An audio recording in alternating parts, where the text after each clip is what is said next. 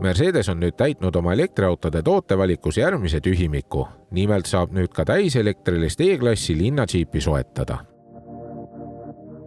See ei näe välja nagu GLE, mis oleks kohandatud elektriliseks, vaid see näeb välja nagu väiksem paremate proportsioonidega EQS, mis pole ka ime, sellepärast et jagatakse täpselt sama elektriauto platvormi. Ja samas tegelikult Mercedese maailmast mitte ühtegi tehnoloogilist uuendust siia ei ole toodud. Kõik on juba teada ja tuttav, ehk siis 4-ratta pööramine lisavarustuses, standardis juba õhkvedrustus, mille saab veel paremaks muuta, ehk siis lisavarustuses on veel valikus üks õhkvedrustus, digitaalsed tuled on samuti lisavalikus, mis muudavad pimedas sõitmise veel paremaks. Ja kokkuvõttes näeb see igati hea elektriauto välja. EQE SUV kõige ligilähedastemaks konkurentideks saab pidada BMW iX ja Audi Q8 e-troni. Aga need mainitud konkurendid on sellest EQE SUV-st natukene pikemad. Pagasiruumi mahuks märgitakse 520 liitrit, ehk siis 20 liitrit suurem kui BMW iX-il, aga umbes 49 liitrit väiksem kui Audi Q8 e-tronil. Miinuspooleks on see, et seda ruloot tuleb alati käsitsi lahti teha ja see ei sõida elektriliselt lahti, mis võiks sellise hinnaklassi auto puhul olla elementaarne ja see kate võiks iseenesest lahti sõita. Pagasiruum on selles mõttes praktiline, et siia mahub väga ilusti ära ka lapsevanker ja kõik elektriauto laadimistarvikud mahuvad siia katte alla väga ilusti ära. Neid ei ole vaja kokku pakkida hästi piinliku täpsusega, nagu enamus elektriautodelgi. Võrreldes nii mõnegi teise elektriautoga ei ole EQE SUV-l kapoti all lisapagasiruumi ja tegelikult sinna kapoti alla ei peakski pääsema. Klaasipesuvedelikku valatakse eraldiseisvast luugist, mis asub vasakule esitiivale. Ja kui tahad suuremaid asju vedada, siis see on ka võimalik, sest seljatugesid on võimalik alla klappida 40-20-40 suhtes. Ja kaagist on võimalik selle autoga vedada 750 kilogrammist kergaagist ja pidurite kaagise mass jääb 1800 kilogrammi piire.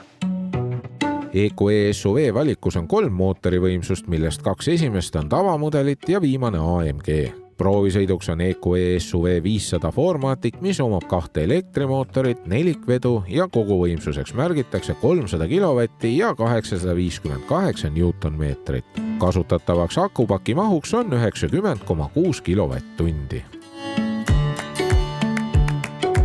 EQE SUV-ga sõitmine vajab harjumist just gabariidi tunnetuse poole pealt, kuna auto nurkasid ei ole tuuleklaasist näha ja siis kipud sa kohati liigselt keset teed sõitma. Teine asi, millega peab arvestama, on see, et sellel autol on üpris jämedad A-viilarid ja peeglid on suht suured ja need võivad tekitada teinekord pimenurkasid. Aga õnneks on küljeklaas suur ja tegelikult esiklaas on ka üpris suur, et keerad natukene pead ja on tegelikult näha, mis sinna peegli või posti taha jääb. Selle auto vedrustus on minu arvates väga suurepäraselt häälestatud, arvestades seda, et see auto kaalub 2,7-2,8 tonni sõltuvalt varustusest ja kogu see raskus on väga hästi ära peidetud.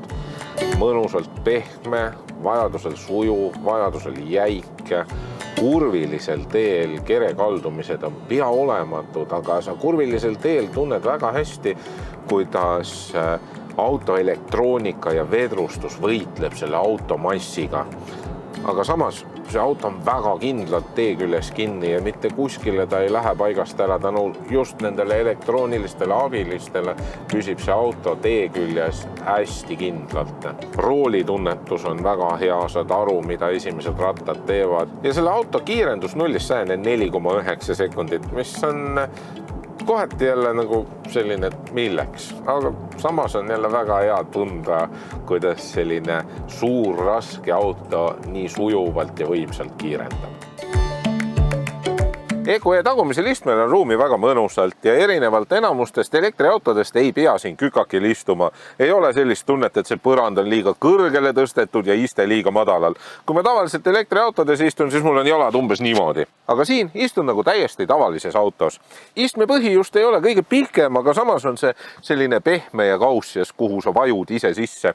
Seljatugi on mõnusalt längus ja käetugi on ka niimoodi ehitatud, et ma saan topsihoidjaid kasutada ja käetuge kasutada samaaegselt. Need topsihoidjad tulevad ettepoole. Ainukene asi on see, et see telefonihoidik siin ees on selline, kus mu telefon väga hästi ei taha püsida. Oma kliimapaneel on siin olemas, istmesoojendused on tagumisel istmele olemas ja väljavaade on ka siit igati hea olemas. Miinuspooleks saab seda võib-olla pidada, et uksed ei ole nii pikad, et küljekarbid oleks täielikult kaetud, seega võid sa oma püksisääred natukene ära määrida. Aga see-eest ukseauk on piisavalt suur ja 2 Isofixi kinnitust on siin tagumisel istmel ka olemas. Ja kui on vaja 3. reisijat vedada, siis 3. reisija mahub ka siia väga ilusti ära ja pea ei ole vastu lage. EQE SUV istumisasend on BMW-likult kõrge rooli suhtes, ehk siis see rool on üpris kõrgel ja tootja näeb tegelikult ette, et sa ise istuksid ka siin suhteliselt kõrgel. Aga iseenesest leiad väga-väga kiiresti mugava sõiduasendi ja mina leidsin selle nii kähku, et ma isegi ei saanud aru, millal see iste paigas on. Iste on suur, toekas ja igati mugav. Materjalide valik on selline, et siin on tegelikult visuaalselt kõik hästi ilus, klassikaline, mitte nii nagu BMW-s, kus on siis mindud natukene teist teed ja vaadatud natuke futuristlikumas vaates. Siin on kõik klassika. Kuigi materjalid on enamasti taaskasutatud, on need visuaalselt ilusad. Küll aga rooli suhtes, et kui sa valid selle rooli, mis on niinimetatud kunstnahaga kaetud ja tavaliste käiguvahetuslabadega, siis need jätavad pisut odavama mulje. Aga õnneks on võimalik õigest nahast rooli saada ja käiguvahetuslabasid, mis on hõbedase kattega ja need tunduvad käe all palju luksuslikumad. See suur uhke hüperekraanidega armatuurlaud ei ole küll muidugi Mercedese maailmas midagi uut, aga iseenesest näeb see igati edev välja. Selle suure klaaspaneeli alla on peidetud 3 väga selge pildiga kiiret ekraani, mida on tänasel päeval juba isegi üsna mugav ja lihtne kasutada. Ma vist hakkan nende puutetundlike nuppudega ära harjuma. Juhtmevaba Apple CarPlay on olemas, see töötab väga ilusti. On olemas ka juhtmevaba laadija telefonile, siis on siin olemas ka loomulikult liitreaalsusega navigatsioonisüsteem, mis on minu arvates endiselt veel väga äge. Ja Burmesteri helisüsteem on ka mõnusa heliga. Ei saaks kurta, et see jääks kuidagi lahjaks.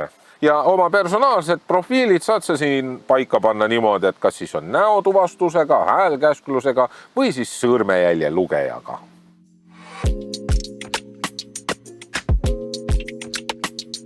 Rahulikul sõidul on see auto hästi mugav, vaikne, hästi konkreetne, erinevad sõidu- ja ohutusabilised töötavad suurepäraselt. Samas on ka siin üht-teist tüütud. Näiteks kui sa oled rooli liiga alla reguleerinud või sõidad käsi siin üleval rooli ees, siis kipub ekraani peale tulema teade, et kaamerad ei näe sinu nägu ja sa peaksid rooli siis vastavalt reguleerima. Selle auto 4-ratta pööramine on minu arust üks fantastiline asi. Just filmimise käigus ma tunnen puudu autost, mis manööverdab hästi mõnusalt. Ja see auto manööverdab kordades paremini, kui selle suuruse kohta võiks eeldada. Ehk siis täpselt see tunne, nagu sõidaks väikse linna autoga, vähemalt manööverdades. Aga kiiremal sõidul sooviks, et need pidurid oleksid võimekamad. Jah, see auto aeglustab selle hoo maha, aga kogu selle raskuse, kogu selle massi pidurdamiseks tahaks, et need pidurid oleksid veel kärtsakamad. Ka selle auto energiakulu on üpris mõistlik. Mina sain 21,5 kilovatt-tundi 100 kilomeetri kohta oma proovisõiduringil, mis teeb arvutuslikult aku täiega umbes 436 kilomeetrit. Väga mõistlik ju. Ja selle auto puhul võib-olla kõige suuremaks miinuseks on selle auto hind. Baashinnaks märgitakse sellel autol 93 600 eurot, mis on peas 17 000 kallim kui Audi Q8 e-tronil ja umbes 10 000 eurot kallim kui BMW iX-il. Ja selline hästi varustatud võimsam EQE SUV maksab umbes 150-160 000 eurot. EQE SUV on väga luksuslik elektriauto, mis on praktiline ja tarbib ka mõistlikus koguses elektrit.